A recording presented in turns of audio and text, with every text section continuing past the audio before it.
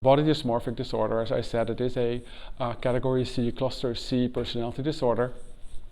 The incidence is believed to be in the population around 2%, but in aesthetic environments probably more around 10 to 15%. The typical onset is in adolescence, which sort of overlaps with rhinoplasty.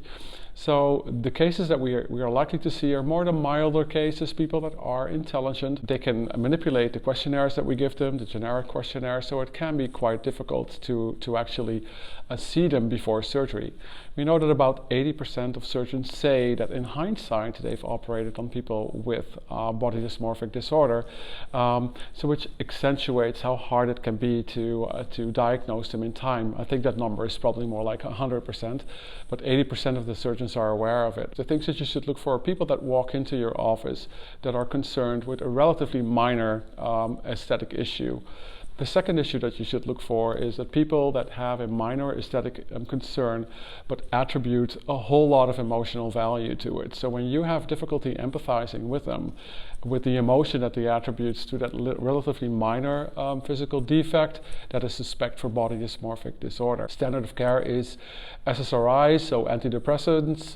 It might be combined with cognitive behavior therapy, but definitely not surgery. If you do operate on them, there's a couple of things that you should be aware of. A lot of people with body dysmorphic disorder do something just like people with bipolar disease that we call splitting. That means that they categorize the world in the bad parts and the good parts.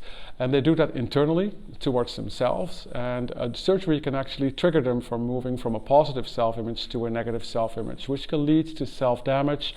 And we know that suicide occurs more often in people that have body dysmorphic disorder. You can go from being the good guy to the bad guy just by operating on them, and they can start harming you, and they can do that physically, they can do that legally, they can do it through social media. There's a whole bunch of ways that they can use to do that. If you do operate on them and they spin out of control, you got to keep your team together. It's important.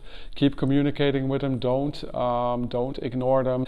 Keep the conversation going and watch your team. We do know that treating people like that has a higher risk of burnout within your team, so it is important to keep that part of the conversation and keep everybody involved.